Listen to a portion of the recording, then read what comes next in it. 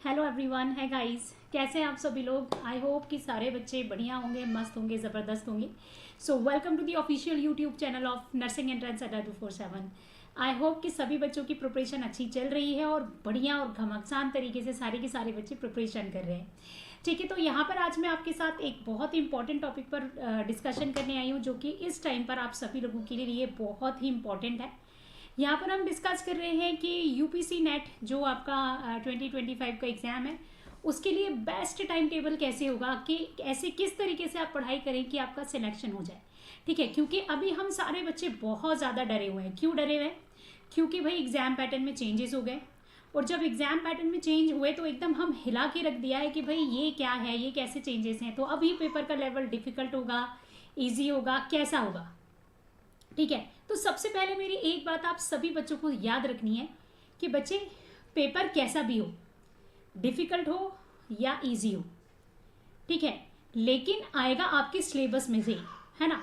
सो सबसे पहले आपको अपने सिलेबस को इतने अच्छे तरीके से कंप्लीट कर लेना है कि आपको ये लगे ही नहीं कि चीज़ इजी है कि डिफ़िकल्ट है ना। इजी और डिफ़िकल्ट कब हम मानते हैं? जब हमारी प्रिपरेशन ही नहीं है। यार तुम लोग इतने अच्छे बच्चे हो और इतने अच्छे से प्रिपरेशन कर रहे हो, सीरियसली प्रिपरेशन कर रहे हो, तो क्यों तुम्हारे लिए कुछ आसान या मुश्किल होगा। ठीक है, तो सबसे पहले अपने माइंड से ये चीज़ निकाल के साइड कर दो कि पेपर बहुत डिफिकल्ट होगा या पेपर ईजी होगा। यार देखो, वो जैसा भी पेपर होगा आएगा आपके सिलेबस में से। तो ईजी और डिफिकल्ट को बैलेंस करने के चक्कर में तुम अपनी प्रिपरेशन पर इम्पैक्ट डाल रहे हो। सो सबसे पहले आप ये करो कि भाई मैं तो अपना बेस्ट दूंगा, अपनी बेस्ट प्रिपरेशन करूंगा, अपनी बेस्ट जो मेरे से हो सकेगा मैं वो करूंगा, बाकी हम एग्जाम में देख लेंगे। ठीक है, इजी या डिफिकल्ट जो होगा वो एग्जाम में देखा जाएगा, बाकी मैं अपना 100% दूँ, ताकि मुझे बाद में ये ना लगे कि यार ये मैंने क्या किया, इजी पेपर था तो मुझसे ऐसा हो गया, डिफिकल्ट था तो ऐसा हो गया ना। Easy difficult let it go, तुम अपना 100% दो, ताकि जब तुम एग्जाम में देने बैठो ना तो तुम्हें लगे कि यार मैंने तो अपनी पूरी प्रिपरेशन की थी और मेरा एग्जाम सबसे अच्छा जाएगा। ठीक है, सो थोड़ा सा एक बार हम लाइट अप कर लेते हैं उन चीज़ों को कि आपको पता है कि एग्जाम के पैटर्न में चेंजेस आए। UPPSC nursing exam pattern change हो गया है। ठीक है, नंबर ऑफ क्वेश्चंस आप जो है 24 आपके हैं फिजिक्स के, केमिस्ट्री के, नर्सिंग एप्टीट्यूड के, बायोलॉजी एंड जूलॉजी के और इंग्लिश लैंग्वेज के। हर एक जो आपका 5 सब्जेक्ट्स आ रहे हैं और हर एक सब्जेक्ट इक्वल मार्क्स का है, 24। तो ओवरऑल नंबर ऑफ क्वेश्चंस 120 हो गए। टोटल मार्क्स आपका कितना हो गया? 120 हो गया। तो कोई नेगेटिव मार्किंग नहीं है। ठीक है, ये कितना बड़ा पॉजिटिव पॉइंट है कि नेगेटिव मार्किंग ही नहीं है तुम्हारे एग्जाम में, खुश हो जाओ भाई। ठीक है, सो 5 सब्जेक्ट हैं बेटा। सो पाँचों की जो आपको इम्पोर्टेंस है वो पाँचों की है। अब आप कोई भी एक सब्जेक्ट को छोड़ नहीं सकते कि यार ये है, इसको मैं थोड़ा सा लेट इट गो करके चलता हूँ, नहीं, सारे सब्जेक्ट इंपॉर्टेंट है। तो फिजिक्स भी पढ़नी है, केमिस्ट्री भी पढ़नी है, नर्सिंग एप्टीट्यूड भी पढ़ना है, बायोलॉजी जूलॉजी भी पढ़नी है और इंग्लिश तो पढ़नी ही पढ़नी है। ठीक है, अब मुद्दा ये है कि पढ़ें कैसे और पढ़ें क्या। सबसे पहले तो ये फिजिक्स केमिस्ट्री जो है ना, बहुत ज़्यादा फोकस न्यूमेरिकल क्वेश्चंस पर मत करो, थ्योरी पर फोकस करो। ठीक है, थ्योरी पर न्यूमेरिकल भी करना है लेकिन थ्योरी ज़्यादा पूछी जाती है। So do go with the theoretical part. ठीक है, इसके अलावा सबसे इम्पॉर्टेंट चीज़ आपको जो करनी है फिजिक्स केमिस्ट्री या नर्सिंग एप्टीट्यूड में या बायोलॉजी में, आपको एनसीईआरटी करनी है 11th और 12th की। सबसे पहले इन दोनों को कंप्लीट तरीके से आपको सिलेबस को कवर करना है। ठीक है, फिजिक्स है, केमिस्ट्री है, नर्सिंग एप्टीट्यूड हो, बायोलॉजी है, तो इनका आपको किसको कवर करना है? सिलेबस को कवर करना है। सिलेबस को कवर करना है। सिलेबस को कैसे कवर करोगे? 11th और 12th की एनसीईआरटी को पढ़ना है। ठीक है, प्लस क्लासेस में जो पढ़ाया जा रहा है उसमें आपको रिवीजन करना है, और क्लासेस में जो भी थ्योरी कराई जा रही है उसको भी फोकस करना है। ठीक है, रही बात इंग्लिश लैंग्वेज की, सो इंग्लिश में भी आपको क्या है कि एनसीईआरटी से है, ग्रामर आपको हल्की फुल्की आती है, सिनोनियम्स एंटोनियम्स आते हैं, इडियम्स फ्रेजेस आते हैं, वन वर्ड सब्स्टिट्यूशन के कुछ क्वेश्चंस आते हैं और स्पेलिंग एरर्स के कुछ क्वेश्चंस आते हैं। तो इजी और बहुत इजी आपकी इंग्लिश आती है। वही है 11th और 12th का अगर आपने अच्छे से पढ़ रखा है तो आपके लिए बहुत ज़्यादा बेहतर है और आपको बहुत ज़्यादा बेनिफिट मिलने वाला है इससे रिलेटेड। ठीक है, सो सबसे पहले तो आपको मैं एक चीज़ बताऊं कि जब भी आप किसी चीज़, अब आपके पास है मोटे मोटे 2 मार्क्स, ठीक है, तो अब आप मैं उन बच्चों के लिए भी बता रही हूँ जो जीरो हैं, जिन्होंने अभी स्टार्ट ही नहीं किए प्रिपरेशन को, अभी सोच रहे हैं कि एग्जाम का फॉर्म डाल दें उसके बाद देखेंगे, ठीक है, ये उनके लिए भी है ये प्रिपरेशन। सो जो जीरो लेवल से बच्चे कर रहे हैं उनके लिए भी है, और जो ऑलरेडी किसी हद तक पहुंच गए हैं, एक लेवल तक पहुंच गए हैं, उनके लिए भी है। सो आपको अपनी एक स्ट्रैटेजी डिज़ाइन करनी पड़ेगी, और उस स्ट्रैटेजी डिज़ाइन करने में आपके लिए सबसे इम्पॉर्टेंट चीज़ होगी आपका थ्योरेटिकल पार्ट। मतलब अभी 2 मंथ्स में आपको ऑलमोस्ट 20 डेज अपने ये बना लेना है, या 1 मंथ भी बना लो चाहो तो, कि भाई मुझे 20 डेज या 1 मंथ में पूरी आपको क्या कंप्लीट करनी है, थ्योरी कंप्लीट करनी है, यानी कि आपको पूरा सिलेबस कंप्लीट करना है, ताकि एग्जाम में कहीं से भी क्वेश्चन आ जाए, वही मैंने बोला ना, इजी या डिफिकल्ट, तो आपको रिग्रेट ना हो कि यार ये तो मैंने पढ़ा ही नहीं था, मैं तो सिर्फ MCQs ही सॉल्व कर रहा था, मैं तो सिर्फ PYQs ही सॉल्व कर रहा था। तो हमें अगर बेसिक से प्रिपरेशन करनी है ना, हर सब्जेक्ट की मैं बात कर रही हूँ, तो सबसे पहले आपको you have to focus on theory. आपको थ्योरी पे फोकस करना पड़ेगा, सिलेबस पे फोकस करना पड़ेगा। तो जब आपको सिलेबस कंप्लीट हो जाता है, सिलेबस के साथ साथ पैरेलली आपकी जो लाइव क्लासेस चल रही हैं, ठीक है, यहाँ पर चैनल पर ऑलरेडी लाइव क्लासेस चल रही है हर सब्जेक्ट की, थ्योरी आपको पढ़नी है, और इस थ्योरी के साथ साथ आपको ये लाइव क्लासेस अटेंड करनी है, जहाँ पर हम आपको प्रैक्टिस करा रहे हैं, ठीक है, प्रैक्टिस करा रहे हैं। तो जो प्रैक्टिस हम कर रहे हैं ना, तो प्रैक्टिस आपके लिए बहुत इंपॉर्टेंट है, क्यों, अगर आप थ्योरी पढ़ रहे हो तो एक चीज़ आप पढ़ते रहते हो, बट आपको ये पता होना चाहिए ना कि इस पर क्वेश्चन कैसे आता है। फॉर एन एग्जाम्पल, अगर मैंने आपसे पूछा कि नाउन क्या है, तो सारे के सारे बता दोगे कि noun is a name of place, person and thing, ये आपकी थ्योरी है। बट मेरे बच्चे, आपको नाउन के बारे में पूरी नॉलेज है, बट एग्जाम में आपसे पूछ लिया, ठीक है, एग्जाम में आपसे पूछ लिया कि इन्फॉर्मेशन कौन सा नाउन है, तो क्या आप बता पाओगे इन्फॉर्मेशन कौन सा नाउन है? ठीक है, उसने आपको 5 ऑप्शन दे दिए कि कॉमन नाउन है, प्रॉपर नाउन है, मटीरियल नाउन है, एब्स्ट्रैक्ट नाउन है, या फिर कोई भी नाउन है, बताइए। तो आपको पता होना चाहिए कि information is an abstract noun है, ठीक है। सो ION जिस वर्ड के लास्ट में आता है वो एब्स्ट्रैक्ट नाउन होता है। तो ये आपको प्रैक्टिस से पता चलेगा ना, ये आपको प्रैक्टिस से पता चलेगा। तो थ्योरी इंपॉर्टेंट है, बट थ्योरी के पैरेलली इंपॉर्टेंट आपकी क्लासेस भी है, जहां पर आपको प्रैक्टिस कराई जा रही है। तो जितनी ज्यादा आप प्रैक्टिस करोगे ना, तो ये theory plus classes like live sessions practice, तो ये आपको 100% कर देगा, ठीक है। तो ऐसा नहीं कि पहले हमने बैठ के महीना भर थ्योरी पढ़ लिया, बस थ्योरी के हम मास्टर्स हो गए, लेकिन इसके बाद हमने 1 महीने बाद क्वेश्चन उठाया तो क्वेश्चन हमसे एक नहीं बन रहा है ना। तो क्वेश्चन को भी तो पैरेलली लेके चलना है ना मेरे बच्चों। तो आपको थ्योरी और प्रैक्टिस दोनों पैरेलली लेके चलना है, हर एक सब्जेक्ट की मैं बात कर रही हूं, ठीक है। अब आपको अपना डेली रूटीन ऐसे डिजाइन करना है।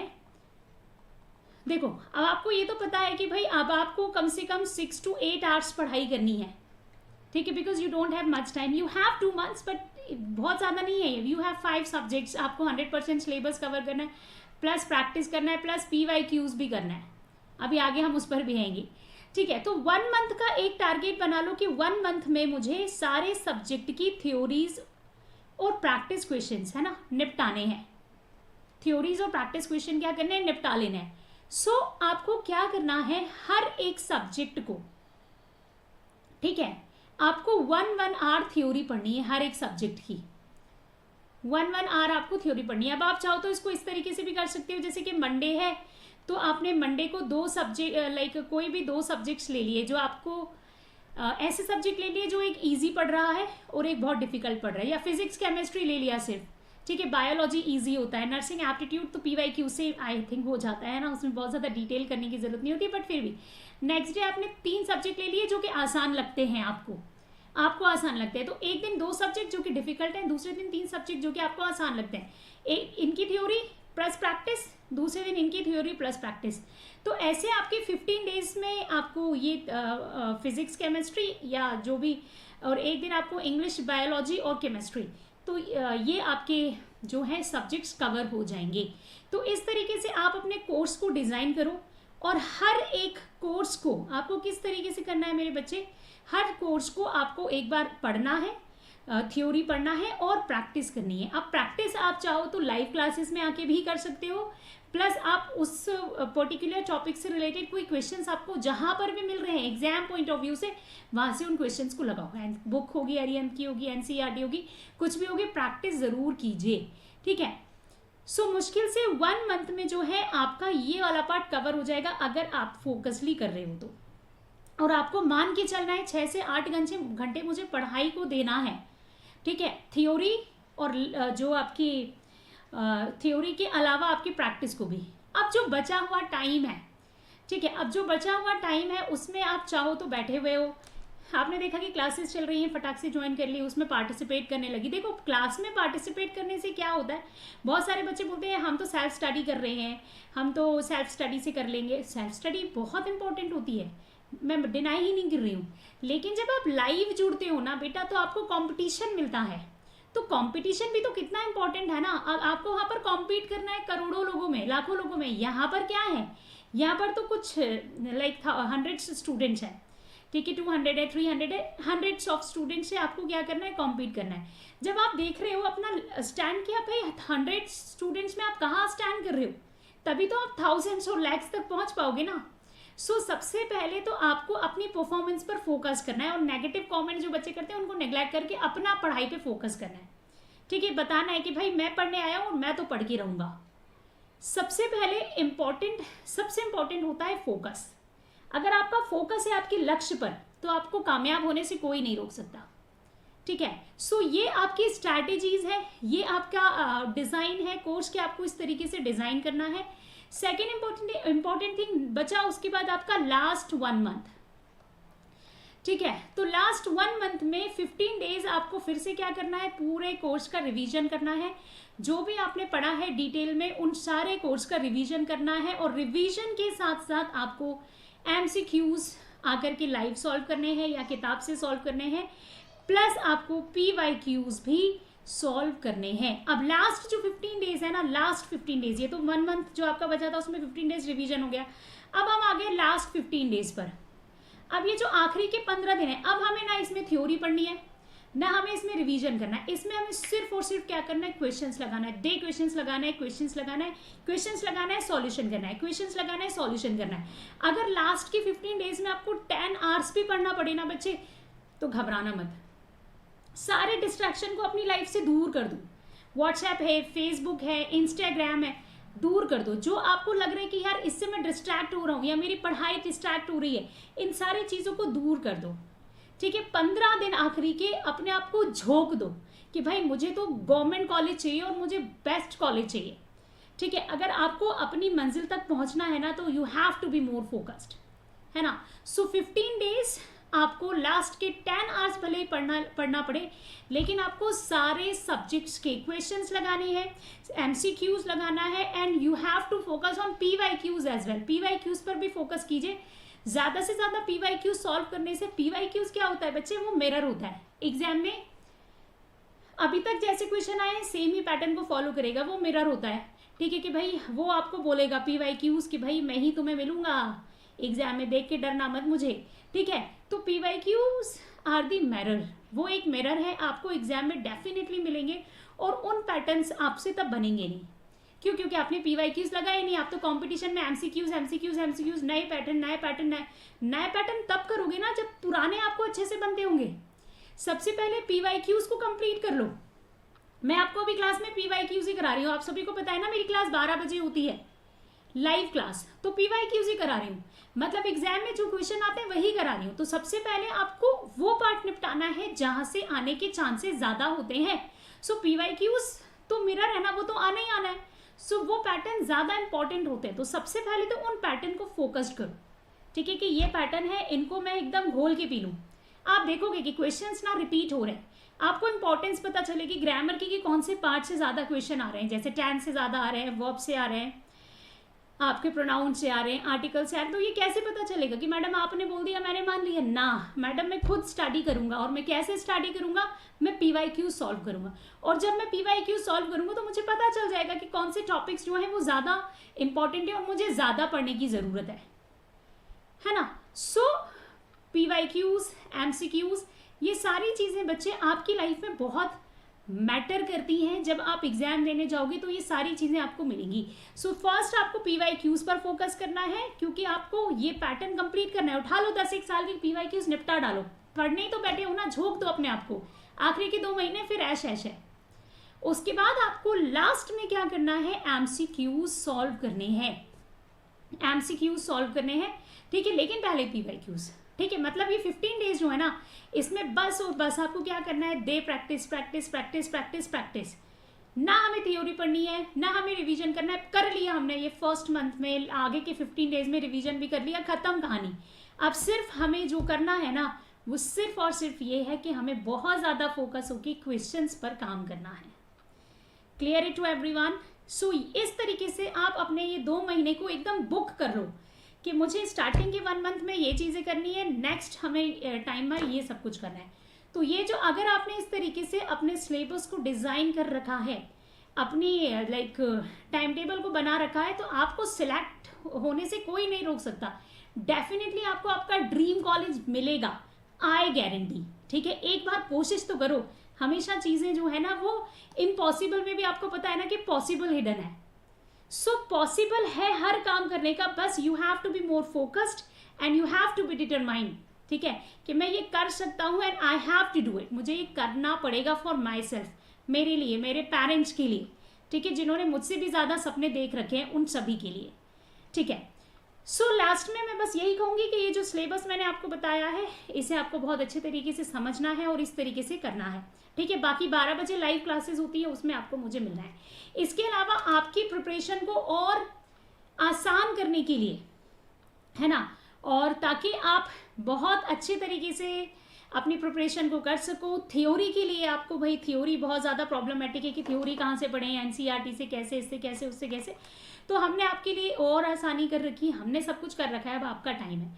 हमने आपके लिए एक बैच लॉन्च किया हुआ है, दैट इज़ प्रतिज्ञा पावर पैक बैच है ये, ठीक है। UPSC NET 2025 के एग्जाम के लिए स्पेशली आपके लिए डिज़ाइन हुआ है, ठीक है। इसमें आपको लाइव क्लासेस और रिकॉर्डेड क्लासेस दी जाएंगी अड्डा 247 के द्वारा। लाइव क्लासेस और रिकॉर्डेड क्लासेस, ठीक है। एक्सपर्ट फैकल्टीज़ है, आप सारे फैकल्टीज़ को जानते हैं, आपके लिए बहुत ही ज़्यादा मेहनत कर रहे हैं, ठीक है। सुभाष सर हैं, एकदम दिन ना रात वो मेहनत कर रहे हैं। सनी मैम है, दीक्षा मैम है, गजाला मैम है। सो हमारी पूरी टीम आपके लिए खड़ी है, ठीक है, कि बस आपको जिस चीज़ की ज़रूरत पड़े, हम हमेशा वहाँ पर आपके साथ खड़े हैं, ठीक है। और PDF notes, DPPS, mentorship, mock test और बहुत सारी चीज़ें जो हैं आपको इसमें आपको दी जा रही हैं। ये सारी अपॉर्चुनिटीज़ हैं, सर्विसेज हैं जो आपको प्रोवाइड की जा रही हैं, जो कि लिमिटेड बैच साइज है, ठीक है। स्टार्टिंग हो रही है इस बैच की 8 अप्रैल से। सो सारे बच्चे जाएंगे, कोड अप्लाई करेंगे Me80, और ये जो आपका कोर्स है वो 2999 का है, लेकिन आपको ये डिस्काउंट प्राइस में है, क्योंकि हम चाहते हैं कि ज़्यादा से ज़्यादा बच्चे इनरोल करें। ज़्यादा हमें अमाउंट से मतलब नहीं है, हमें ये अमाउंट से कि कम पैसा हो लेकिन बच्चे का भविष्य बने, ठीक है। सो ये 499 तो बहुत ही छोटा अमाउंट है, आई कैन से, ठीक है। इसमें तो आप लोग बहुत आसानी से, गरीब बच्चा भी बहुत इजीली से अफोर्ड कर सकता है इसको, ठीक है। सो 499 बहुत ही कम अमाउंट है। सो जाएं बच्चे और अपने आप को इनरोल करिए। और मुझे पेड क्लासेस में मिली है 8 अप्रैल से जो स्टार्ट हो रही हैं। आपको थ्योरी मैं बहुत अच्छे से कराऊंगी, और बाकी हम practice classes, number of questions बहुत ज़्यादा करने वाले हैं, ठीक है। सो आई होप कि सभी लोगों को ये सेशन अच्छा लगा है। एक बार सारे बच्चे इस सेशन को लाइक करेंगे, और चैनल को जिन्होंने सब्सक्राइब नहीं किया है सब्सक्राइब करेंगे, प्लस ये जो बैच है, ये जो सेशन है, इसको शेयर भी करेंगे अपने फ्रेंड्स और एनिमीज के साथ, बिल्कुल। So do let me know in the comment box, ठीक है। एक बार कमेंट बॉक्स में मुझे बताएंगे कि क्या आप रेडी हैं, क्या आप तैयार हैं अपने ड्रीम कॉलेज को पाने के लिए, ठीक है। सारे बच्चे एक बार को मुझे कमेंट करके बताएंगे हाउ इज़ द जोश, हाई और लो, ठीक है। कैसा जोश है, हाई है कि लो है, कि बस चल रहा है अभी। सो सारे बच्चे जो भी सेशन को देख रहे हैं लास्ट तक, I request each and every one of you, drop your comment here, how is the जोश, ठीक है। और मुझे मिलेंगे कितने बजे, 12 बजे लाइव क्लास में। आपकी डेली लाइव क्लास चलती है 12 PM, okay. So bye bye guys, take care of yourself, we'll meet you in your next class. Thank you so much, take care of yourself.